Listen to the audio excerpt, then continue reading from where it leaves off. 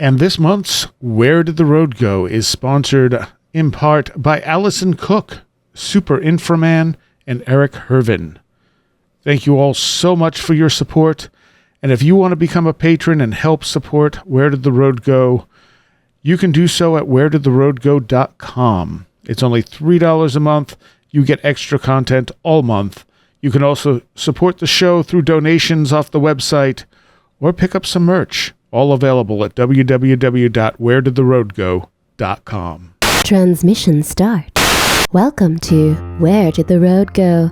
Join us as we wander off the path and explore lost history, consciousness, the paranormal, unexplained mysteries, alternative thought, and much more. We are present on the web at wheredidtheroadgo.com. Now here is your host, Seriah.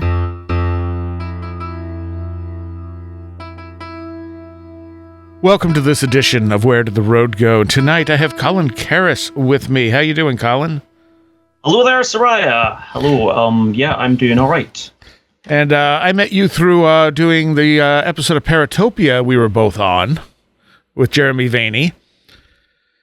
And yes. Go ahead.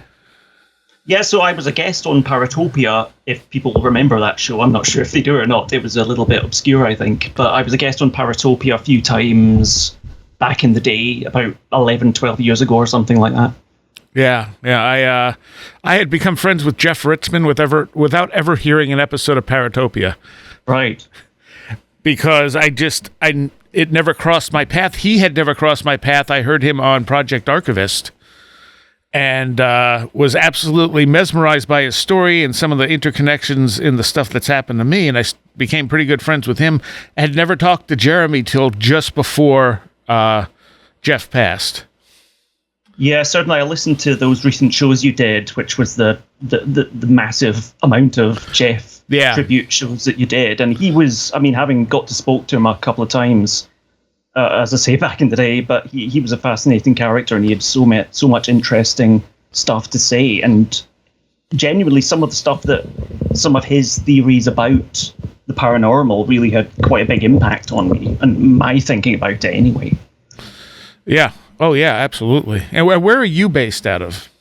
So I'm in central Scotland at the moment. It sounds a bit vague because it's central Scotland. It's the centre of Scotland. I lived in the Scottish capital, Edinburgh, for years and years until, stuff happened in the last couple of years and I got made redundant from my job. So I'm back. Essentially, I'm back where I grew up, just sort of in the very sort of rural, middle of nowhere place in Scotland. Oh, okay. All right. Also, it is part of the Bonnybridge Triangle, which in the 1990s was known as the supposed world hotspot of UFO sightings and encounters. Yes, that was one of the things I wanted to talk to you about. That's because there's supposedly more UFO sightings there per capita than anywhere else. Was that the thing? Apparently so. I'm not sure if there's been that much going on in recent years, but there... if you go to, there was this is going back a bit, you go to the 1979 Bob Taylor Livingston incident, which was a farm worker, a forestry worker who, people might know this case. He was in the woods and got attacked by some spiky balls that were released from a seeming spaceship, and he was gassed by some sort of a UFO. And it's the only British case that was only case of UFO encounter that was investigated by the police.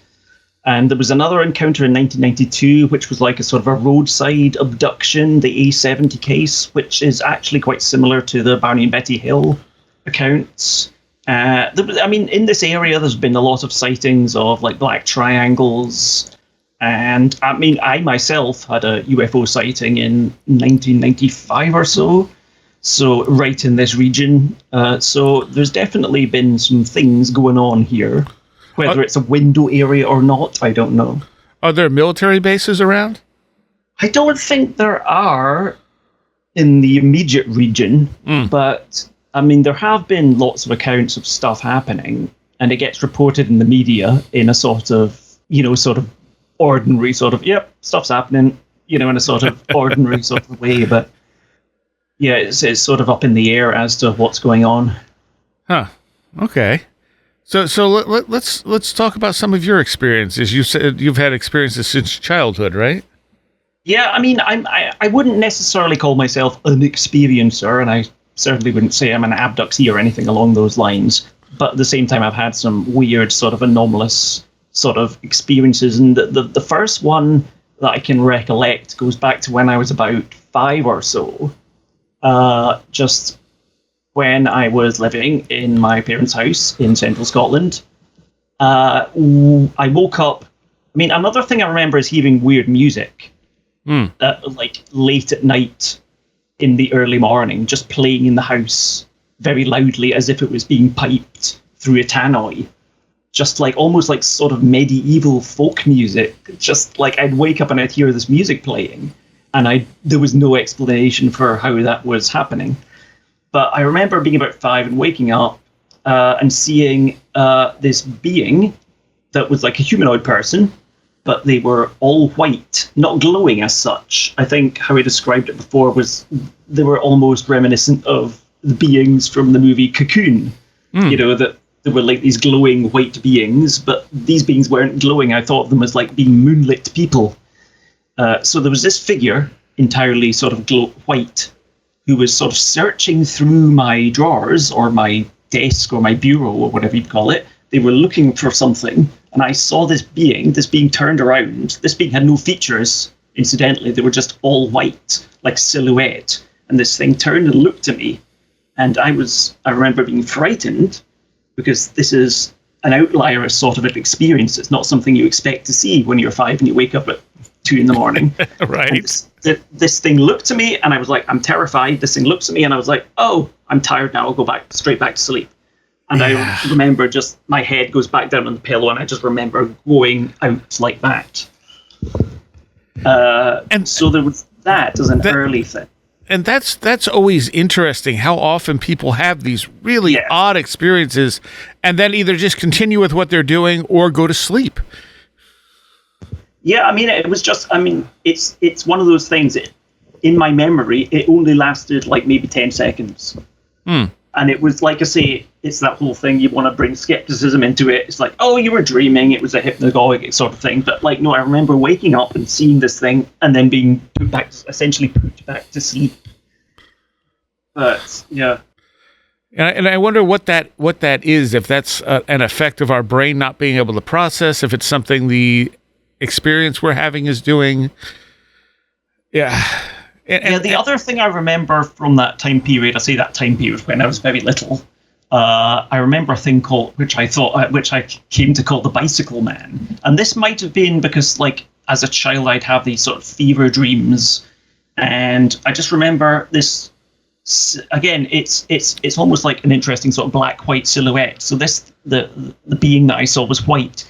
And the other being I saw was like a projected, like, shadow puppet, essentially. So this shadow puppet of a bald man riding a bicycle, who would come in through the window into my bedroom. And I found this terrifying. And I have a sort of a hazy memory of that, but at the same time I have a memory of it being something that happened over and over. You know, it's like, oh no, it's the bicycle man again. But yeah, in my memory, it's a single memory of this thing coming in the window and me panicking and screaming for my parents. And I also remember the notion that it was bald and it had sort of wisps of hair across its head, even though it was like a silhouette. It was like Homer Simpson, essentially. It was like Homer Simpson came flying in my bedroom window, and it was just a silhouette, and it had no distinguishing features, and I was riding a bicycle. So, I mean, that's pretty weird. Yeah, that's definitely up there. And again, it happens when you're sleeping, so you always got to wonder what's really going on at that point. Yeah, I mean, like I say, I don't have anything beyond those 2 recollections. You know, there's not really. Well, actually, that said, I'm going to maybe talk about the psychedelic experience, which is possibly related from years later. But those are just a couple of really odd things from when I was little that really sort of stuck with me. Yeah. And they sort of like haunted me for years, and I sort of thought, is that aliens?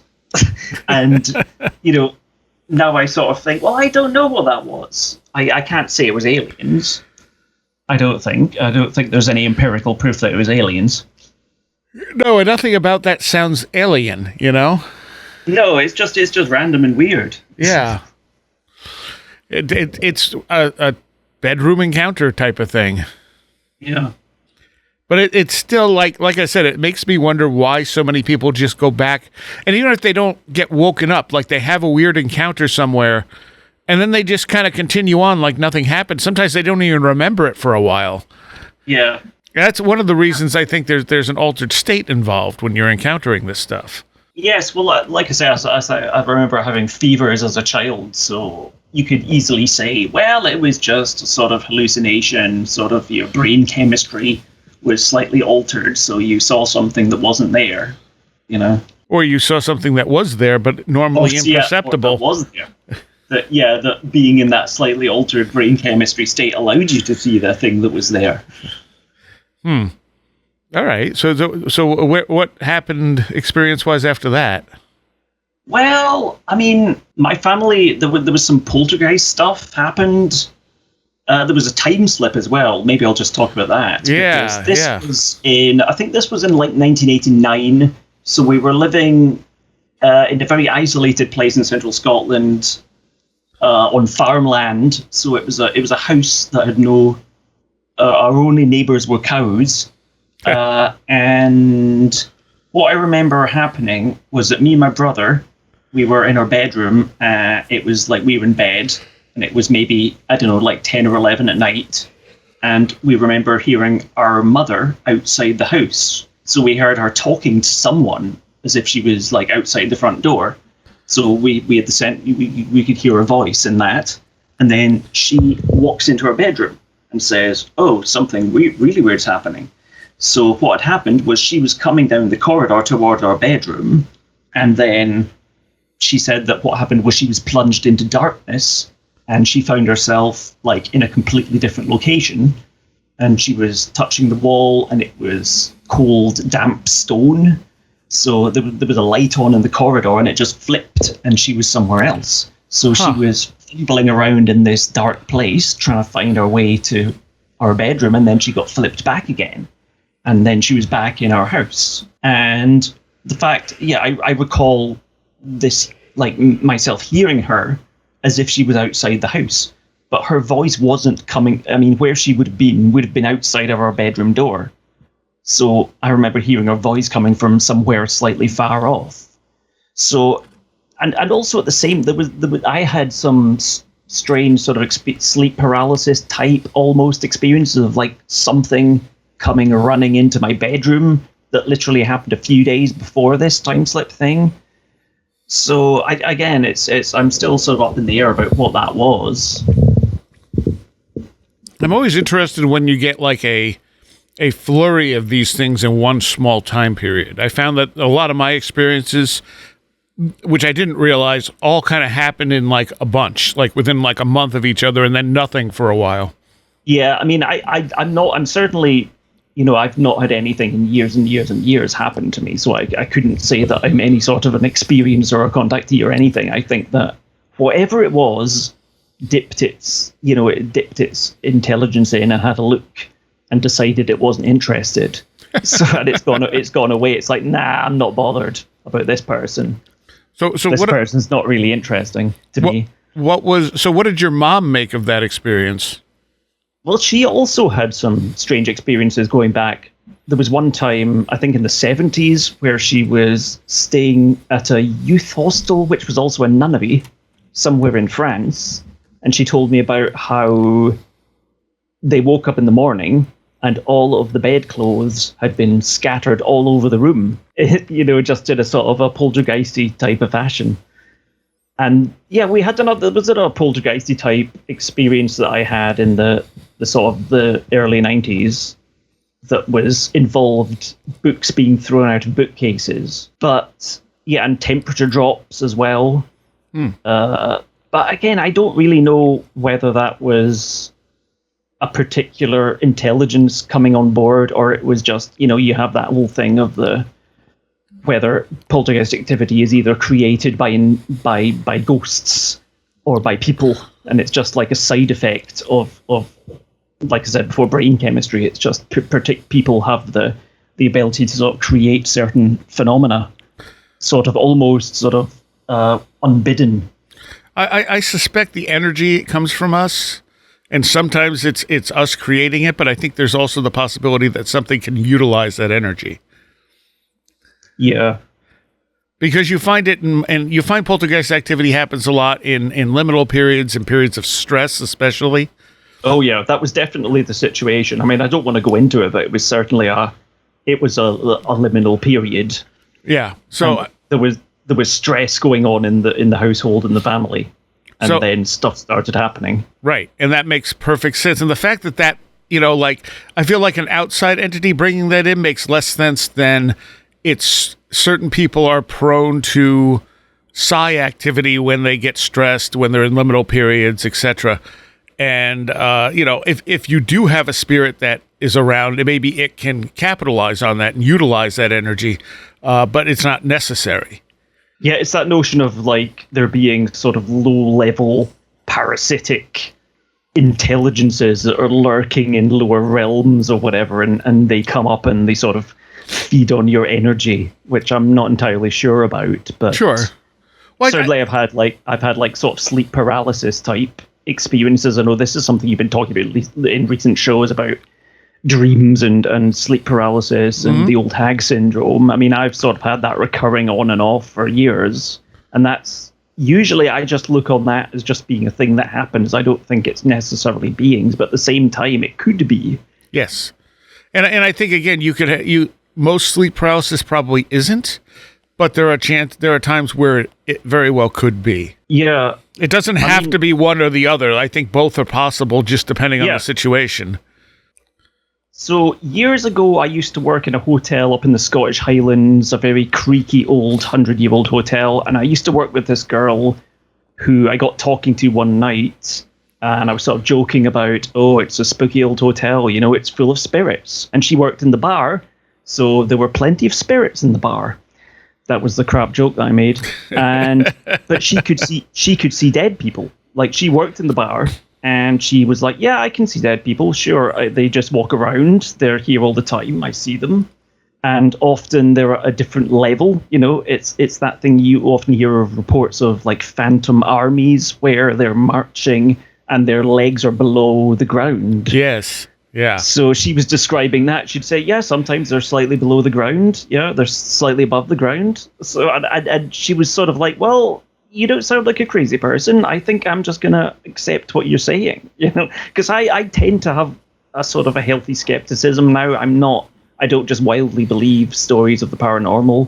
It was something I was always fascinated with when I was little.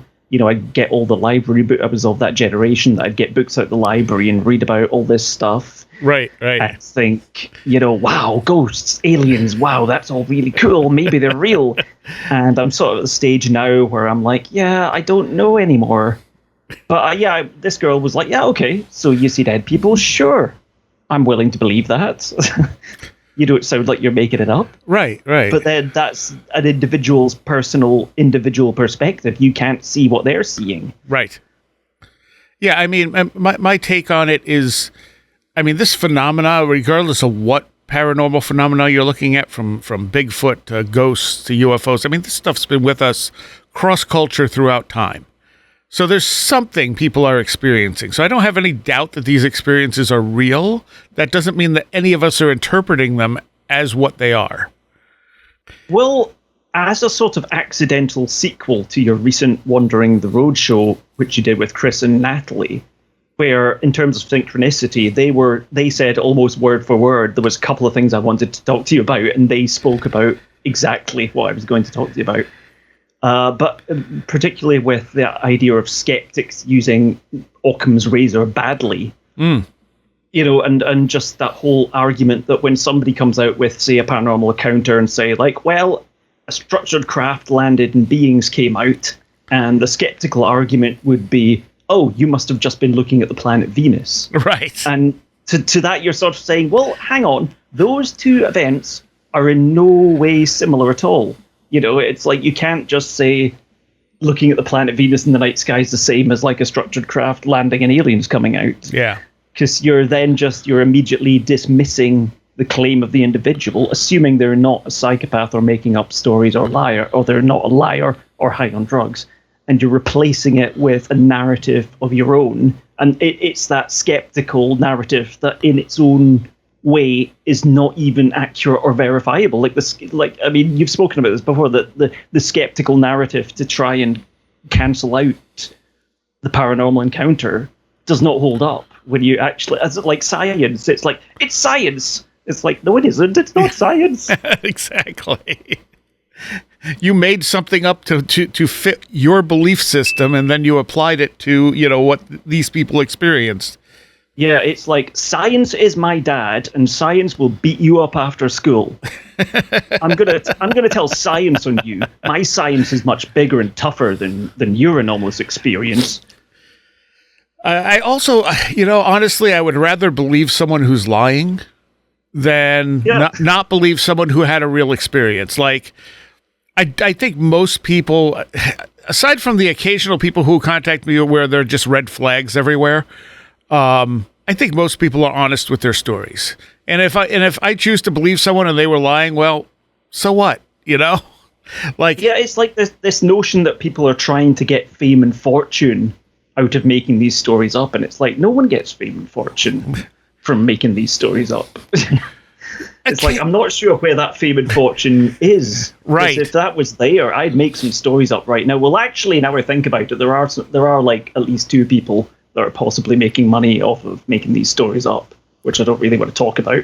But I think there's more than two, but it takes. Well, it's rare. There's a handful. Yeah. You had the guy with the what was his name? We did a whole show on it because they did a documentary on him. Crap! I am completely blanking on all of the probably info. The whole secret space program thing. Maybe. Well, yeah. There's that. Yep. Yeah. Yeah, the whole Dark Fleet and the sort of Star Wars / Star Trek type saga. That's cool and interesting, but I'm struggling to see how any of that is verifiable. Right. And I mean, a few years back, I say maybe it was more like about 10 years back, I was sort of quite interested in the whole super soldier thing. I don't know if you were keeping up with that. Yeah. Yeah, and I wrote an article about that. I mean, I'm not really a person in this field as it was, but I wrote a piece. It was actually on Jeremy Vady's site, the Center for Bad Ideas, where I was sort of looking into this. These certain characters that were claiming that they were super soldiers and that they had metal skeletons and could leap tall buildings in a single bound. And it gets into this whole sort of what I called a super narrative that's like a snowball rolling down a hill, and it just picks up every single element of the paranormal field. So you've got MK Ultra mind control, you've got reptilians, you've got secret underground bases, you've got greys, you've got time travel, you've got the whole thing. And there was a number of these characters, still are now, talking about. There was the guy who claimed he was part dolphin. That was interesting. I don't remember that one. Dolphin, clone from a dolphin or something like that. So there was all these hybrid beings and lots of people telling all these unverifiable stories, and you're just like, well, I don't know what we can do with any of this. Yeah, because it gets into sort of weird, sort of far right, sort of Nazi sort of ideology, and strange sort of just a lot of strange stuff, and it gets a bit depressing if you try to look into it too much, because you're looking at sort of mental illness in a lot of people, I think. True. But yeah, there are people like that who are able to make money off these ridiculously outrageous stories because they have sort of a framework behind them, like Gaia TV and stuff like that. Yeah. To support them and actually, monetize these really outrageous claims. But the average person is risking ridicule by talking about their stories. Yeah, because you don't want to come out and say any of this on a public forum, because 99.9% of people will automatically think you're a crazy person anyway. So it's you sort of think those people are sort of, they're appealing to the 0.1% of people that are willing to go along with crazy stuff. I think for normal paranormal, type of experiences, I think more people nowadays are willing to accept that this stuff happens. I think probably because of all the reality shows, all the movies and everything else, where people are just like, yeah, ghosts are real, UFOs are real, et cetera, et cetera. They're not so quick to condemn people for having experiences. Yeah, I think certainly the way it's being represented in the media has changed. I mean, I think this was something we touched on the Paratopia show briefly, but yeah, looking at even like British tabloid websites, for example, that are occasionally, they're covering a lot of UFO paranormal stuff, and they're just like, they're reporting it in a very straight way, as if to say, yep, this guy saw an alien, there you go. Right. They're not going to try and debunk it or take the mickey out of it. I mean, I remember, there was a British tabloid called The Sunday Sport in the UK, which doesn't exist anymore, I don't think. And they used to, I mean, it was sold as a newspaper, but at the same time, 90% of the stories were fictional. So they'd have headlines like double-decker bus found on the moon, for example, which would be like the headline, and it was just absolute fiction. Right. But it was a newspaper. It was sold as a newspaper. So this was, I mean, we had fake news going back quite a few years. It's not a new invention. So, but I think, and there'd be sort of jokey stories about people having sex with aliens and the like, but I think the way it's reported now, it's actually reported in a fairly straightforward, sort of way, that it's not being made fun of or made a joke out of. It's just like, well, if you want to believe this is what people are saying. People are saying there's spaceships and aliens out there. Now we just gotta get past the binary thing of, you either believe in extraterrestrials visiting the Earth or you don't believe in the UFO phenomena. Yeah, that is a thing. I think usually it's reported in that sort of straightforward way, and it's the nuts and bolts Stanton Friedman sort of argument that it's spaceships that have come from another planet with aliens inside. I think it's a step in the right direction, not to ridicule it, but now we need to add in that subtlety that there's a lot of different things this could be. Yeah, I mean, also, I mean, where I live, there was a famous poltergeist encounter, which was the Sawkey poltergeist, which there's a Scottish researcher called Malcolm Robinson who's looked into it, and that happened maybe about 10 minutes walk away from where I'm living right now. So that was just, I've just gone on the tangent there, but that's like another sort of strange sort of thing that's happening, a sort of window area thing. What happened with that one? Well, it was broadly like the Enfield poltergeist case, where you had a teenage girl who was, being affected by strange things, and she went to her high school, and apparently there were, desks floating around this classroom and stuff like that. Interesting. So it's just, it's weird when you sort of think about these things, because there's just, it's never verifiable, and that's why I was sort of thinking about hauntology, which is a sort of thing I'm interested in as a sort of a critical lens to approach the paranormal with, whereby, I mean, hauntology sort of concerns itself with the notion of the ghost or the other, the sort of question of absence and presence, and that a ghost or a sort of an anomalous entity. It can be an alien, it could be a vampire, it could be an AI creature intelligence. It's sort of ahistorical. I was thinking of this glowing being that I saw when I was little. This sort of, it was like a silhouette cut out of reality, and there's this constant sort of unverifiable problem that needs to be solved, which is the question of the ghost. Like it's an absence, it's a space in normal reality that is something that cannot be resolved. So it's a paradoxical creature that is it exists and it does not exist. It's a thing that is there, but it is also not there. Yeah, what Patrick Carpenter called the imaginal. Yeah, it's the yin yang a black and white, unresolved question. I mean, I sort of think of that idea that a ghost is the actual spirit of a dead person. For me, I find that a little bit difficult to sort of get my head around, because that sort of goes back to notions of like Victorian spirituality and table rapping and, seances. Right. And, the idea is like, is a ghost a person who has died in the past? Like I said about them being ahistorical, like where do they come from? Mm-hmm. Where do they originate? Where does this spirit come from in our culture as we are, processing it with our own intelligence? Is it from the future or the past, or from another dimension?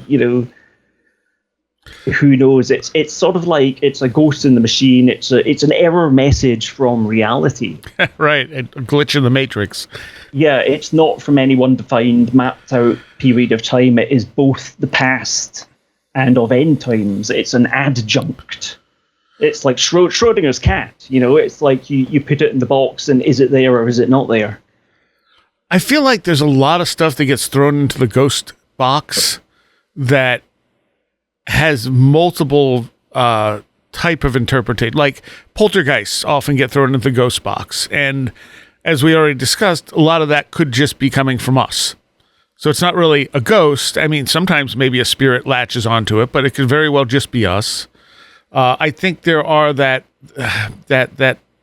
sort of ghost tape theory thing going on sometimes. Yeah, the stone tape sort of thing. Yeah. Where certainly. When I was living in Edinburgh, we have these underground vaults, and during the sort of the times of the Black Plague, there were parts of the city that were walled in, and the people living at a lower level of the city were walled in and left to die as victims of the Black Plague. So you can still go down there and go into these underground vaults, and they will there are lots of ghost tours in Edinburgh, and they will sort of try to sort of prompt you.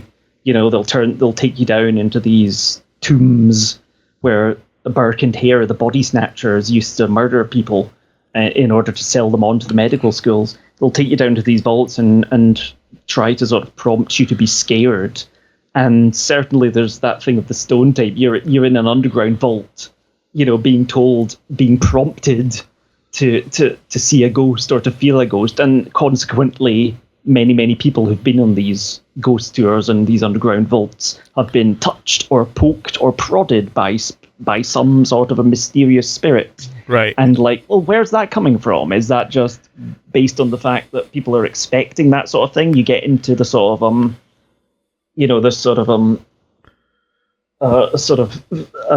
people, it's people are, if you're going down there expecting that sort of thing, then that's what you're going to get. Yeah. Yeah. At the same time, if you're going down there with a sense of heightened senses and a little more emotional than you would be normally, maybe you're also stirring up energy that then's being used. Possibly, yes. I mean, because it seems like in a lot of psi studies, you're seeing that emotions play a big part in psi information and stuff like that. So, I mean, if we use emotion as a powerful component to all this, like the woman seeing the soldiers marching, I mean, they were probably in a pretty emotional state if you're marching off to war, and she's seeing them, where they would have been at that time, centuries ago, half under the ground. And so that seems like that's something that would have been recorded, perhaps, because you have that emotional component in the right spot at the right time, and she's sensitive enough to see it. Yeah, and there was a thing I was actually reading today about this is to do with brain chemistry as well, which I mentioned before, which is there's a thing called hemispheric dominance with regards to you've got your left and right hemispheres of the brain. So language and number processing centers are located in the left brain, whereas the right brain does the intuitive, creative, emotional stuff. And this ties in with dreaming. So this was another thing that I think it was Lee Adams on your recent show was talking about the false awakening and how you're trying to turn a light switch on in a dream and it doesn't work. Yeah. And I think you've got that thing. I mean, I have had this constantly where sometimes I'm trying to make, say, a phone call. I've got a phone, I'm trying to make a phone call, and I just cannot figure out how to do it in the dream. It's like, oh, I just cannot figure out how to press the right buttons. Yep. Why is it not working? I'm confused. And that's because you've got when you're dreaming, the left brain is turned off. So language and numbers are not working in the dream state. And you've got your intuitive, creative, emotional side is working. So that's why those things don't work when you're dreaming. I think anyway, I think that's fairly accurate. So what would the framework for the idea of hauntology be? Well, I think the thing about hauntology, I did a master's in creative writing a few years back, and my professor, who was an expert on Jacques Derrida, who is the origin point of the idea of hauntology. She would probably hate me for talking about this, because it's hauntology as an academic discipline. It's only really been around since the 90s, and it can sort of be applied to music a lot as well, music and pop culture. And it's the idea of like the past continually haunting the future and the present. So it's that sort of there's a time travel sort of element to it. So you've got like, yeah, it comes from the essay Derrida wrote called Spectres of Marx, and it was about the idea of communism being the spectre that haunts Europe. So it's that has since been sort of extended on into sort of creative fields whereby, it's like Hamlet's ghost is a key thing that comes up. It's just the idea that any piece of art is perpetually haunted by the past. And as it goes on in towards the future, it becomes sort of distorted and stranger. So I sort of like tried to sort of overlay that onto the contact experience, because if you're talking about ghosts or you're talking about aliens, they are these ghosts, these things from the past that are haunting. They're constantly there as a presence and absence. So they're there and they're not there. So they're just these sort of lurking factors that you can't really get away from. Okay. All right. I'm trying to kind of wrap my brain around. Yeah. Vague, and it's a bit difficult to wrap your head around. I mean, I can't claim that I'm an expert on it. It's just something that I was vaguely interested in. Okay. Yeah.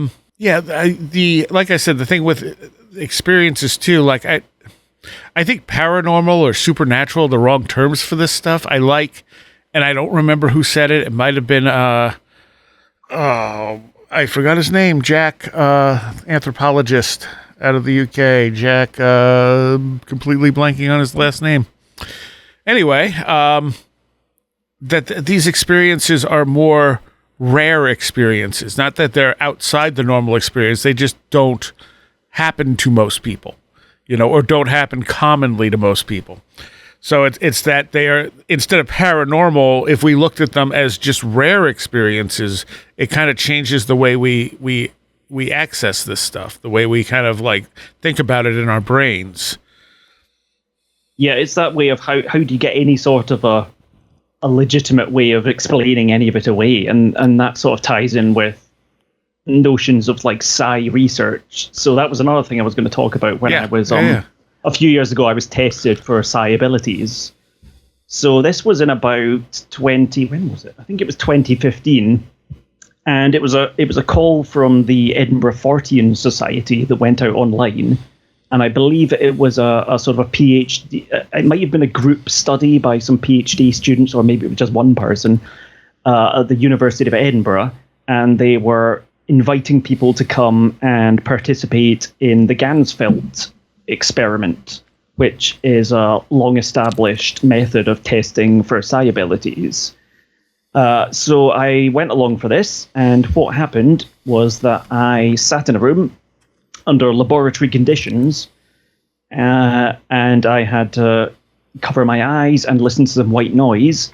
And basically for half an hour, I had to then just describe whatever was going through my head. Not like conscious thoughts per se, but just sensory impressions. Mm-hmm. So it was sort of like if I saw like if I saw like a triangle or a sense of the color orange, you know, whatever was drifting through my brain for half an hour, and the person testing me would be writing all this down and recording what I was saying. And at the end of the experiment, I was played sort of, I think, 3 or 4 randomized short videos, which, you know, the tester was not aware of what was going to come up.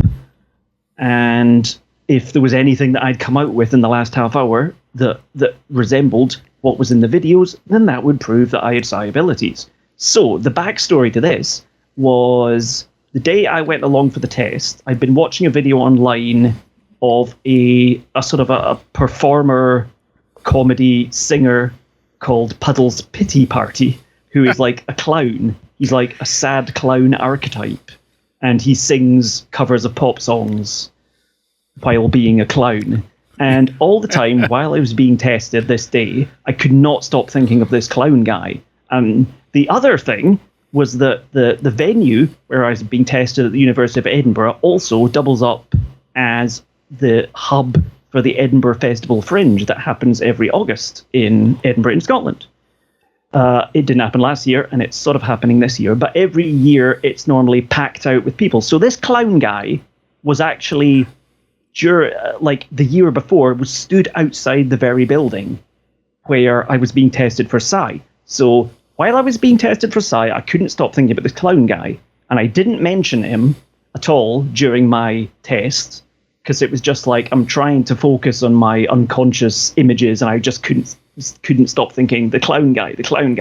So I didn't mention the clown guy. And then when it comes to the randomized videos, nothing I've mentioned comes up in the randomized videos, but one of the randomized videos is of a clown guy who looks very much like the clown guy I was thinking about for the whole time.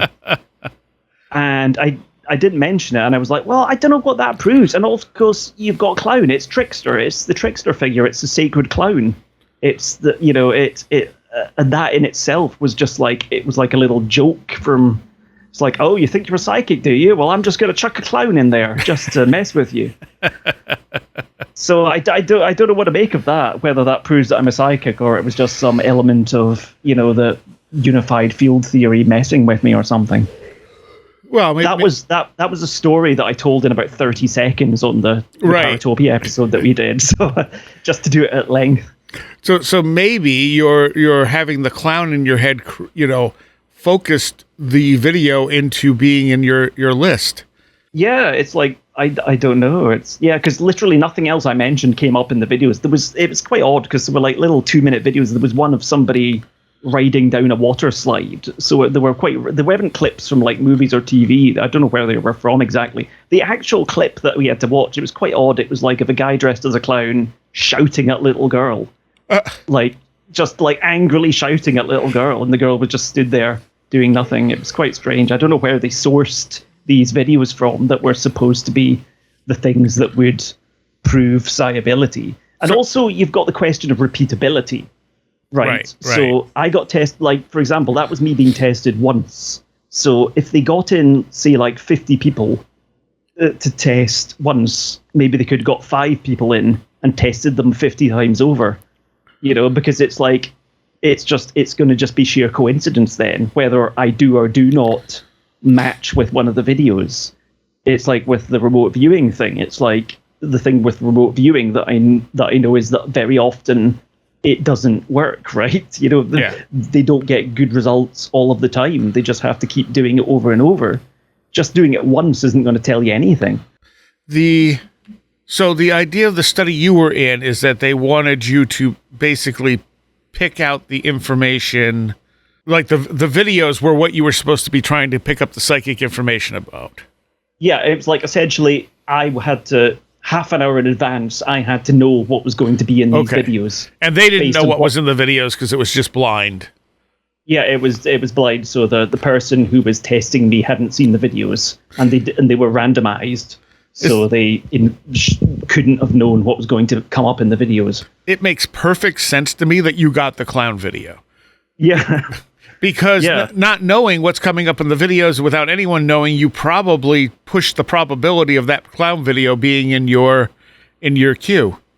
Yeah, and that's what I remember all the time. I was trying not to mention the clown guy because I just could not stop thinking of the clown guy for the whole half hour. I was thinking, oh, it's nothing to do with, it's not going to be clowns. Don't mention that. Just mention that you saw an orange triangle or something, you know. It's not that you... And it turned out to be a clown, very close to. And the fact that the guy was literally outside the same building, and I'd seen the guy when I worked at the Edinburgh Festival in that very same area, just literally outside the building I was being tested in. And he was there every other day the year before. It was just like, come on, this is just ridiculous. But that's less you psychically picking up as much as maybe you creating the reality a bit. Yeah, I mean, it's an entirely personal thing as well. And the fact that morning I'd been watching a video of the guy before I came out, and I was like, this is just, it's all falling into place. The other thing I was going to mention as well, that when I was working at the Edinburgh Festival outside that building the year before, I was working next to a guy dressed as Margaret Thatcher. So, I mean, I didn't have a vision of Margaret Thatcher, and Margaret Thatcher didn't come up in the video. That would have been weird if that had happened.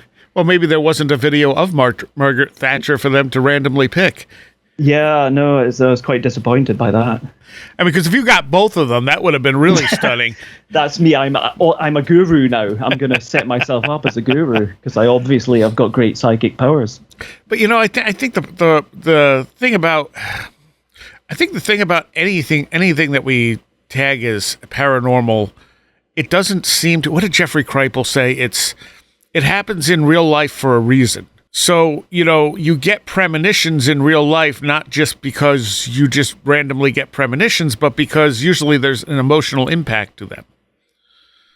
You know, so I think in science, you're having a hard time taking that emotional component out and getting repeated results. Yeah, it's so hard to come to any sort of a methodology for being able to quantify or, you know, organize that. And also with this test that I did, I think the girl who tested me was like, well, you can get in touch with us in order to see our results. And there was part of me was like, well, I don't really need to see the results because I know they're not gonna come to anything, because it's you know, if you're testing 50 people once, then it's not gonna suggest anything for sure. I mean, the other thing you see is that people on lab tests often start out with good results, and then they start getting worse and worse because it seems like people just lose interest. You know, you're doing the same test over and over again. Not only does it not have any emotional impact, but also you're just getting bored.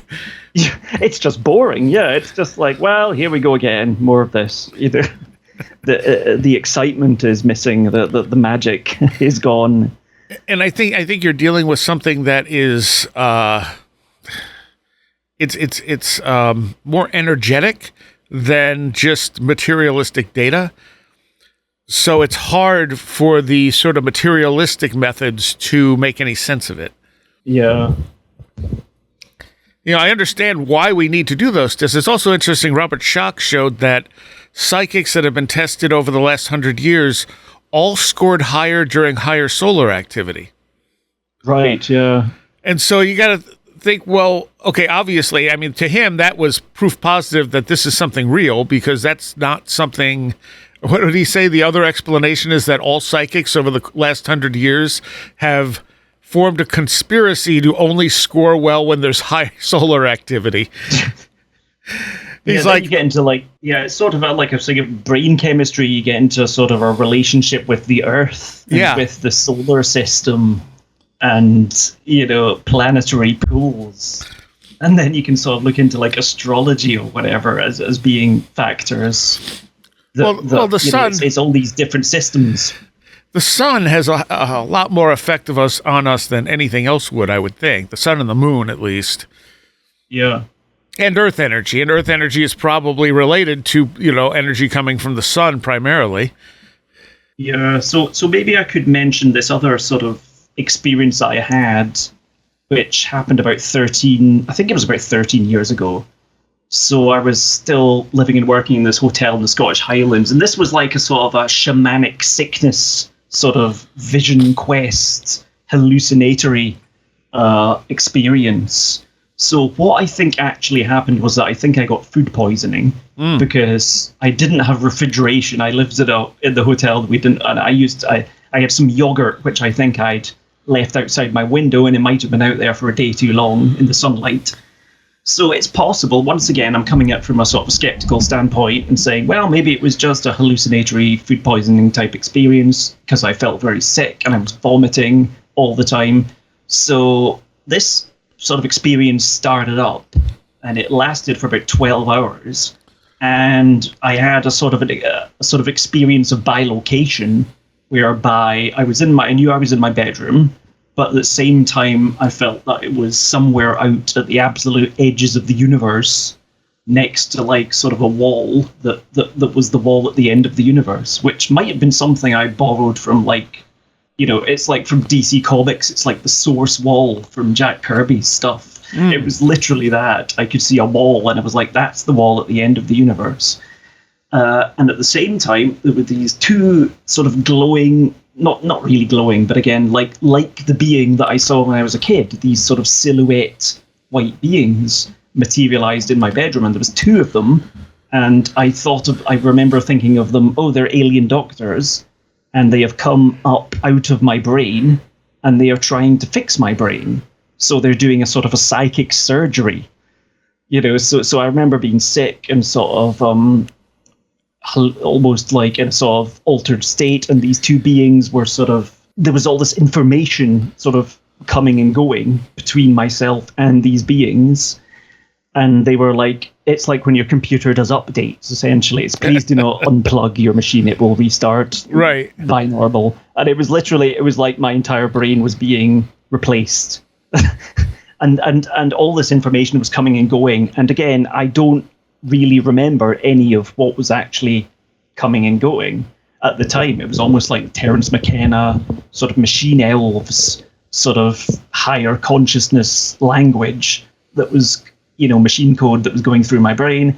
So these two beings were, and I was conscious that these two beings had come out of my brain, and they were like a sort of a buried aspect of the human psyche. And they'd just come out because it was emergency time and they needed to do some work. So I had about 12 hours of this crazy stuff going on. And then I sobered up from the experience. And I don't think I necessarily learnt anything deep or meaningful, because I couldn't remember anything that was being sent in or out of my brain, and the beings went away. So that was like and also the experience that I had there, very close to what is described by people that take, say, ayahuasca. Right. It's almost identical in that you have the vomiting, the sort of fever dreams, and a sort of a contact with a sort of higher intelligence that tries to sort of, rework your entire personality.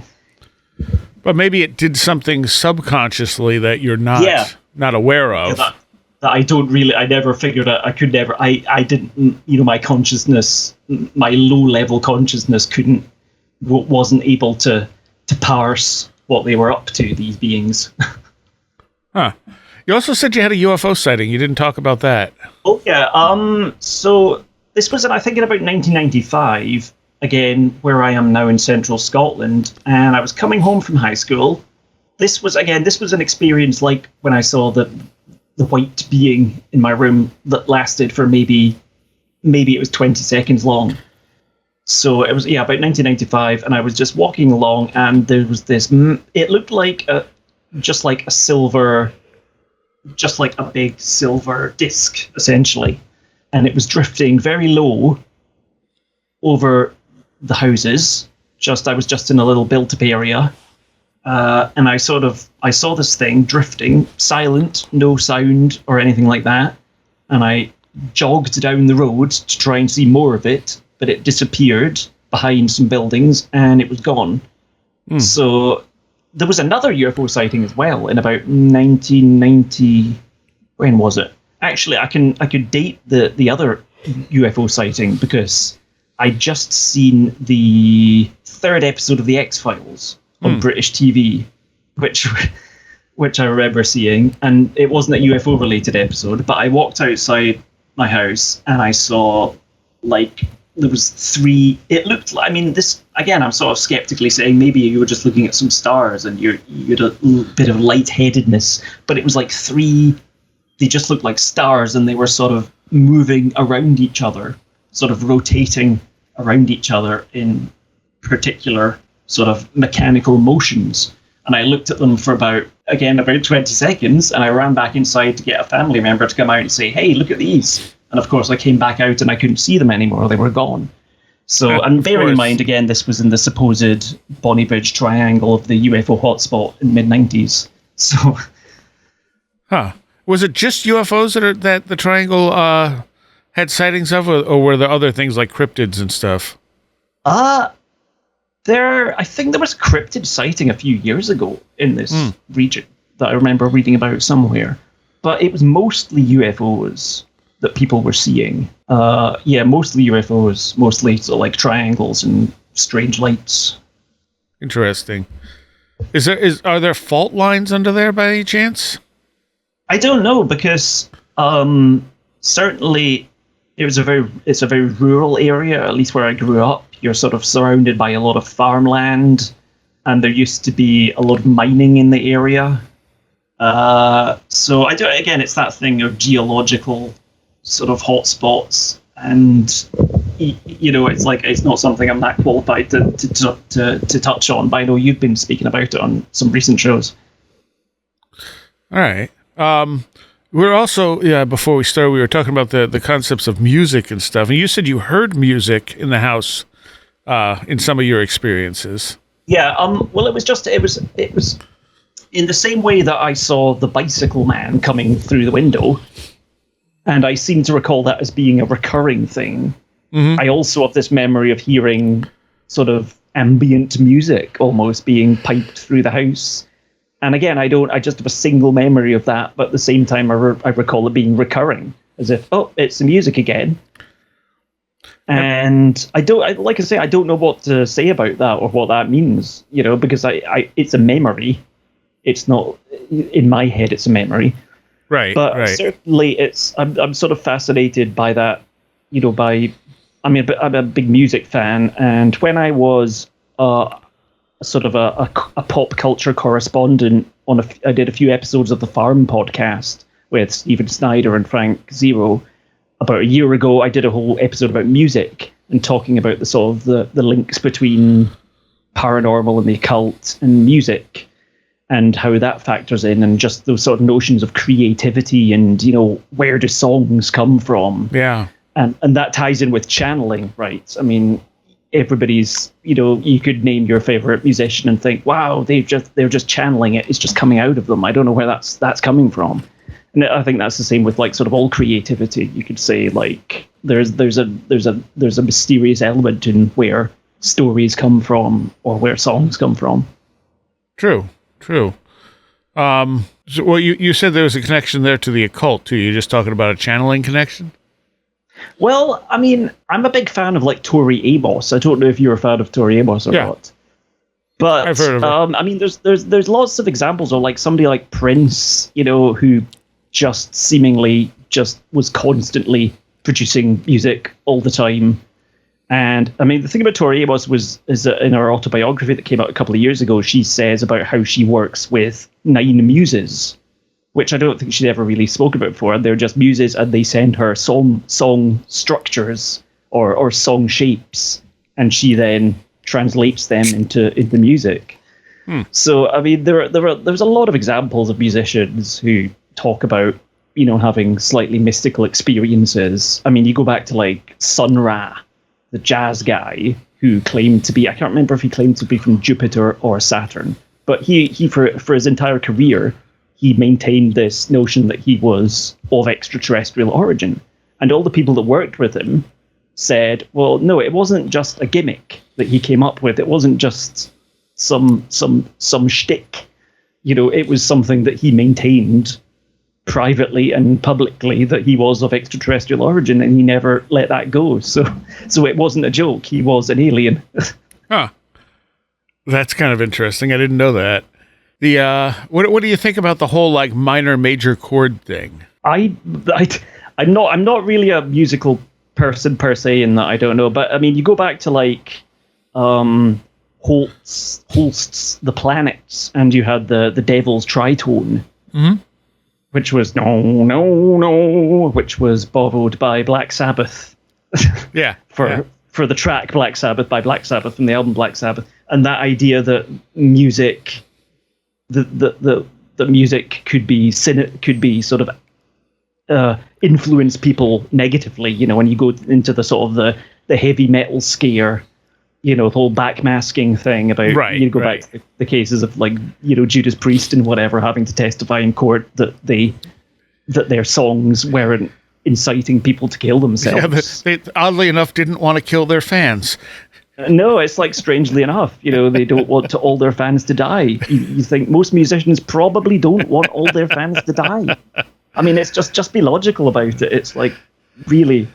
So, yeah, I mean, there's always been that association between, particularly, again, you go to look at heavy metal, you know, that it's been in some way. I mean, there's been so many heavy metal bands that have associated themselves with the occult. Oh, yeah. And with the sinister, and you go to the Norwegian black metal bands who all got into all sorts of shady stuff and burning down churches and the like. But, yeah, I mean, it's just that notion of sometimes there's another element maybe takes over in music and in creativity that is coming from somewhere else. And music can, and I don't know, I feel like you could tell a lot about someone's personality based on what type of music they like what appeals to them. At the same time, a lot of people aren't exposed to a lot of different music, so that doesn't always work, you know? Yeah, it's the idea that music is designed to sort of shape people's consciousness or create a sort of a cult or something like that. Which, it's like in terms of, as you're saying, exposure, and because how people process music now is entirely different to how it was 30, 40, 50 years ago. Yeah. You know, it's a different sort of thing. So, yeah, it's weird, really. I don't really know how a younger generation processes stuff like that. Yeah, there's also, I mean, music has been turned into such a product in a lot of cases that, it's, you know, like record companies and stuff know how to make something that will sell. They know how to market it properly. And so people aren't necessarily getting exposed to stuff that really means something to them as much as they're getting inundated with stuff that they're trying to be sold. Well, it's sort of it's a two-way thing, really. You have the art and the consumer, really, and it's how the consumer chooses to engage with what's out there as well. So it's not just down to the musicians trying to shape public thought, and like I say, that extends to all art. Yeah, you know, it's. But what I'm saying though is that, like, I think that there is I don't know that people who only listen to the stuff that's basically product, I don't know if they get as moved as the people who explore all different types of music and connect with something that connects with them. You know what I'm saying? Yeah. So it's definitely sort of, it's down to how the individual is choosing to deal with it, I suppose, and what they're exposed to. But they also have to know there's other stuff out there to look for, you know? Yeah. Some people, I sort of come from a generation of listening to the radio and going out and buying CDs and reading reviews in magazines, you know, to try and find out what music was like, you know, in the pre-internet days. Yes. So I think definitely the way the internet is now, that's changed how that all works, and we're all being controlled by evil AI intelligences that are telling us what to think all the time. Well, I always use the example of Kid Rock. So Kid Rock, prior to being huge, was literally a laughing stock. Like, they kept, you know, being in metal radio, they kept pushing him to metal radio, and like he was a joke. And then suddenly, about a year before the album came out, we started getting inundated with press releases about how amazing the new Kid Rock was. And we're like, is this the same Kid Rock? Because the last few were laughable. And, you know, when it came out, I was like, this is produced better, but it's still garbage. But the marketing worked. You know, I think they realized at that point we could take something that's total crap, you know, give it some slick production and a lot of promotion, and people will love it. Well, I was a radio DJ for a brief while, and certainly Kid Rock never took in the UK. Kid Rock was never a big deal in the UK. So we decided that Kid Rock was not interesting. He never had a hit, as far as I can recall, in the UK. Well, maybe also because it wasn't marketed the same way over there. No, yeah, I mean, it was. Yeah, I mean, I find that quite fascinating as well when I occasionally go online and look at these videos of like top, you know, hits of the early 2000s or whatever, and usually it's from an American point of view, not to be an American basher, but I'm sort of watching and thinking, no, that wasn't a hit in the UK, that wasn't either. That band never went anywhere in the UK. Nope. So it's entirely dependent on what country you're in. Yes. And not just UK and US, but all the other countries where some of these bands never quite took over. But I think, too, you know, at that point they realized how much power they really had as far as making stars. You know, that was when the internet was starting to kick in. That was around 99, 2000, 2001. And then they would have these other bands that, you know, they'd sign, the band would get popular. And then instead of continuing to push them, they'd sign some other new band that sounded only a little bit different from the band that was popular. Yeah. And push them and drop the new, you know, the popular band, because this way they didn't ever have to pay these artists more money. They could just kind of keep cloning new artists who are a little bit different. I was reading some stuff about that recently, particularly. I was reading to this thing about Disney rock, which is a genre I've just discovered existed, which is essentially sort of young female singers who are essentially manufactured pop stars, but have a kind of a rocky sort of sound and look. And you go back to like Avril Lavigne, and apparently there's a huge renaissance now of bands of artists that are citing like Avril Lavigne or Natalie Imbruglia as big influences that are coming up now, you know, that were only children when those artists were around in the early 2000s. And then you had the new metal, you know, sort of renaissance. And like you were saying, new metal was a thing where there was one band came along and then another band came along and then another band came along. And a lot of them just sort of got forgotten and left by the wayside, you know, because it was just like, well, this is what's hot right now. Young girl singers or, you know, angry metal guys. That's cool now. So let's just get another 10 of those. And, you know, you have the choice from the record company's perspective of, okay, here's our known quantity, but now we're going to have to pay that known quantity more money because they're popular. Or we could take this unknown quantity and just make them stars until we have to pay them more money and then repeat, you know?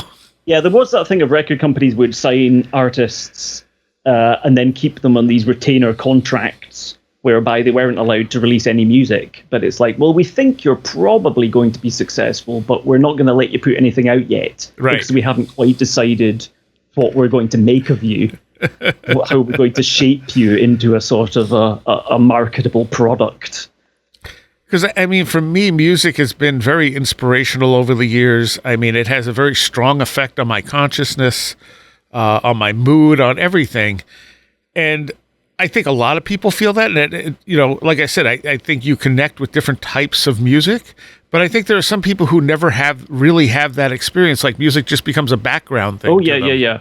The type of people who only have a best of one particular artist, as opposed to having listened to their entire back catalogue if you're a big fan, you know.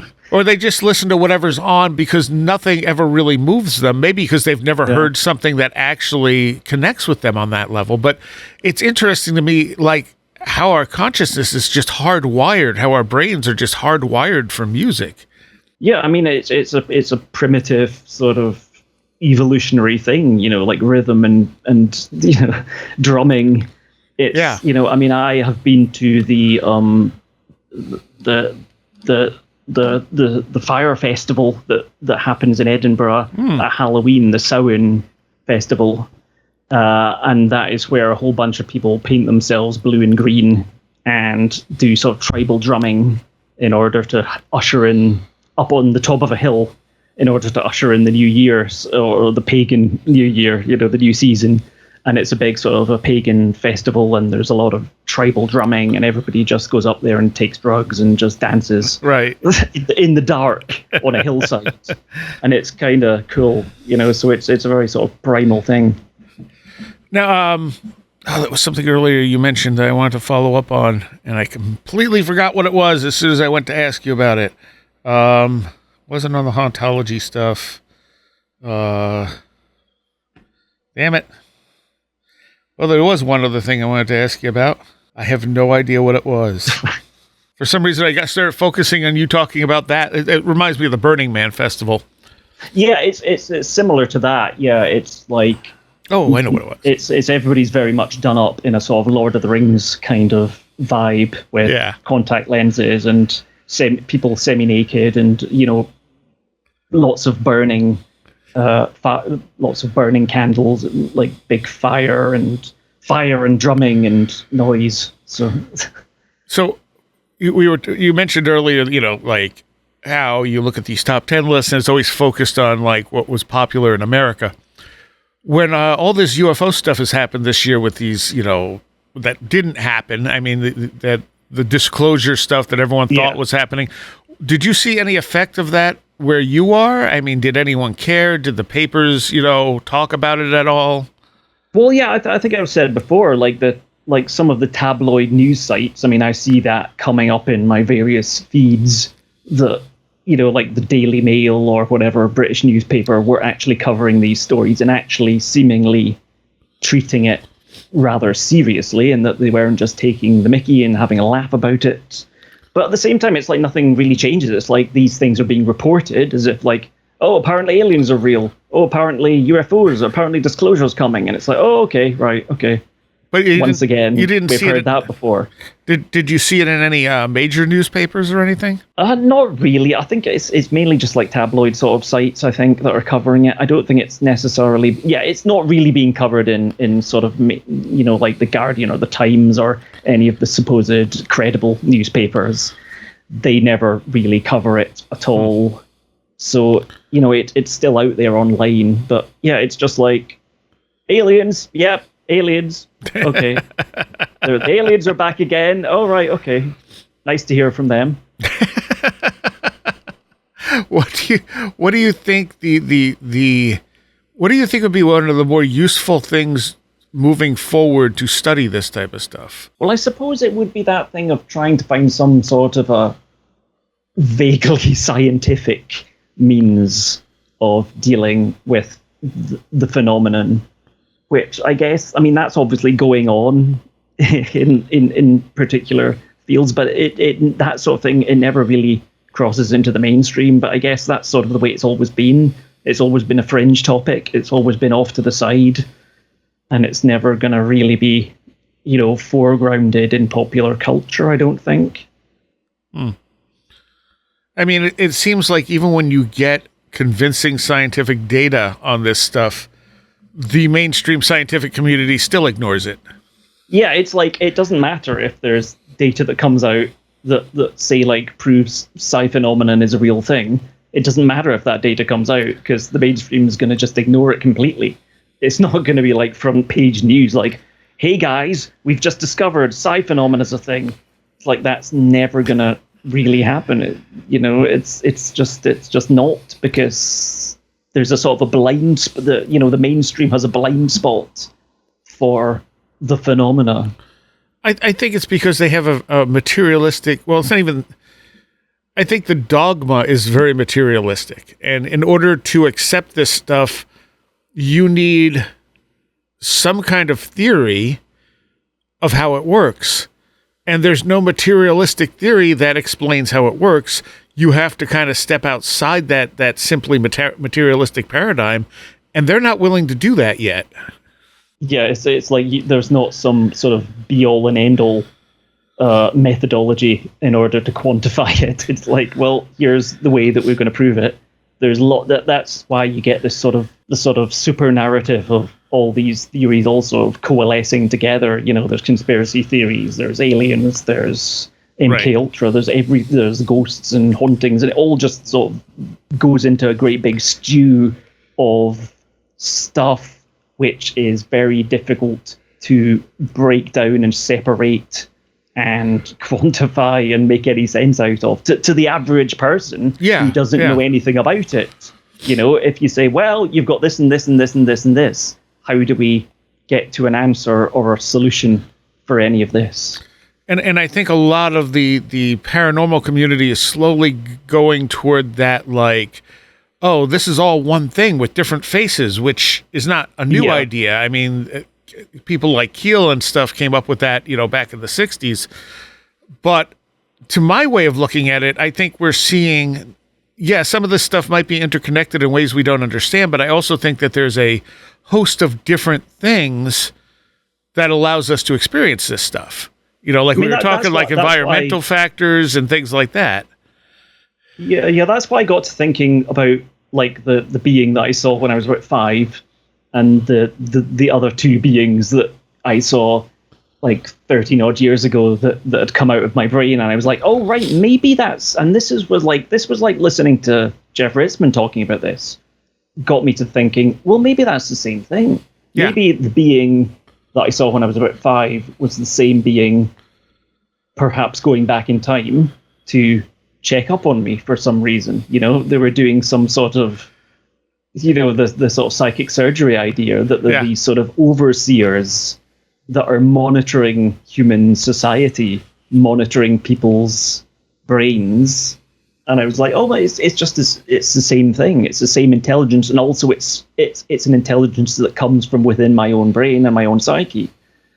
And you know, maybe that's all fine. But then, how can you ever sort of manage to sort of scientifically prove such a thing? You know, you can't take a photograph of it, right? You know. Well, too, I think a lot of this stuff is personal. You know, it's that. Even the UFO sightings, things like that, so much of it seems to be a very personal communication.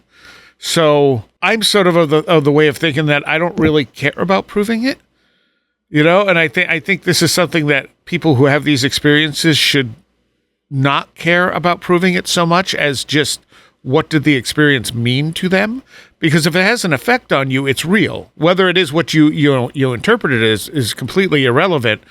The fact that something has an effect on you makes it a real experience.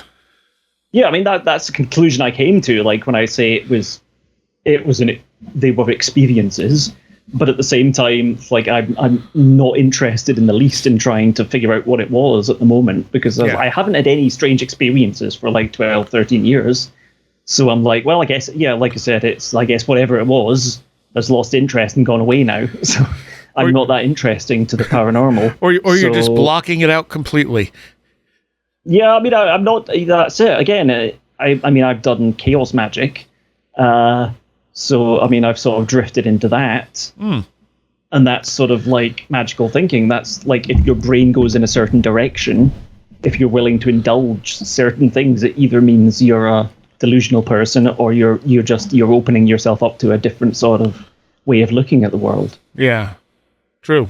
All right. We're just about out of time. You mind sticking around for a Patreon segment? Oh, sure, yeah. Okay. Do you have an online presence anywhere? I really don't. I mean, I am a writer, and I've been working on various novels. Oh. So all I can say to people is buy my books when they come out. But I genuinely I've sort of drifted off of the internet recently. I'm on Facebook if people want to look me up, but that's about it, really. So I have nothing to hawk. I have nothing to sell. What's the book going to be about? Well, it's going to be about that intersection between creativity and music and the paranormal and channeling as well. I don't really want to spoil anything beyond that, but it's about sort of, most of what I write is sort of paranormal, supernatural, UFO related. And is this fiction or nonfiction that you're putting? It's fiction. I mean, mostly I write fiction. So yeah, it's sort of about a musician who can channel intelligences. Oh. So definitely tying in with the sort of Jane Roberts sort of Seth sort of thing. Nice. Okay, that's interesting. And this is a work in progress right now? It's about half done. I can say. But then I've been working on it for about 6 years. I'm just a procrastinator. I take a long time to get anything finished. Yeah, I know how that goes. But people can find you on Facebook under Colin Kerris. I'm on Facebook as Colin Kerris if people want to look me up. Yeah. Okay. All right. And I assume you'll be posting about your book there as you do get it close to done. Hopefully, yes. I mean, I've got a publisher in mind. I've got an agent in mind. So with a bit of luck, it will actually properly come out. Nice. I just have to finish the thing. So that's it. All right. Well, thank you, Colin. Cool. Thanks, Seriah. In 2019, the first Strange Realities Conference took place in Nashville, Tennessee. The pandemic and turmoil of the following year could not stop 2020's conference from thriving in cyberspace as a live streaming event. Now, for 2021, the third annual Strange Realities Conference will combine these worlds into a paranormal hybrid event, live in person in Nashville and streaming online. Join us in exploring just how truly strange our reality can be with an interdimensional lineup of speakers presenting unique and intellectual perspectives on magic, mysteries, and the paranormal. Featuring Alan Greenfield, Dr. J. Michael Bennett, a.k.a. Dr. Future, Tim Binnall, Seriah Ascaf, Dr. Stephen Finley, Aaron Gullius, Amy Pachula, Brent Rains, Chris Ernst, Heather Mosier, Michael Hughes, Jose Herrera, Joshua Cutchin, Kiki Dombrowski, Nathan Isaac, P.D. Newman, Steven Snyder, a.k.a. Recluse, David Metcalf, Timothy Renner, Steve Stockton, and Ren Collier. Tickets available at strangerealitiesconference.com. It's going to be amazing. I want to take a moment here to thank all of my Patreons for their support. It's all of you that keeps this show going. I particularly want to give a shout out to those pledging $10 or more. Allison Cook, Super Inframan, Eric Hervin, Tim, Andrew Nichols, The 100th Monkey Project, Patricia Giaquinta, Alex Whitcomb, Alfred Tuttle, American Rambler, Andrew Maines, Barbara Fisher, Base FRQ, Beverly Williamson, Big Boy Limina, Charles Davis, Charles in Florida, Land of the Crazy and Communicable, Chris Ernst, Craig Cicernos, Craig Parmenter, David Moore, Denise Sarek, Diane B., Dominic O'Malley, Edu Camahort, MTK, Eric Citron, Tyler H. Glimstad, Eric Todd, J. Otto Bullitt, James Lattimore, Joanna Rojas, John Bracken, Carla Mahoney, Kevin Schreck, Kristen L., Layla Malden, Linz Jackson K., Luke Osborne, Mark Bowley, Mark Brady, Matt in Delaware, Matthew Sproul, Patricia W., Paul Jeffries, Ray Benedetto, Riker and Stark, Roger Gonzalez, Sam Sharon, Sedgder, Stone Wilderness, Tactical Therapist, Taylor Bell, 36 Dingo, Vincent Trewell, Walker, Will Gebhard, Will Powell, William Lovelace, and Ren Collier. Thank you all so very much for your support. If you enjoyed that, Colin and I do talk for quite a bit longer on a Patreon segment, which will be up later this week. For patrons, if you want to become a patron, wheredidtheroadgo.com. It helps us out greatly and helps me create more show. Also, you can pick up merch and even leaving us good ratings on your favorite podcatcher and such is very, very helpful. Spread the word wherever you can if you enjoy the show. Thank you all. I'll see you next time. You have been listening to Where Did the Road Go? This show is made possible in part from our Patreons, and we thank you and everyone listening for helping us continue this exploration of the strange. You can always find everything Where Did the Road Go related at www.wheredidtheroadgo.com. And thank you so much for your support.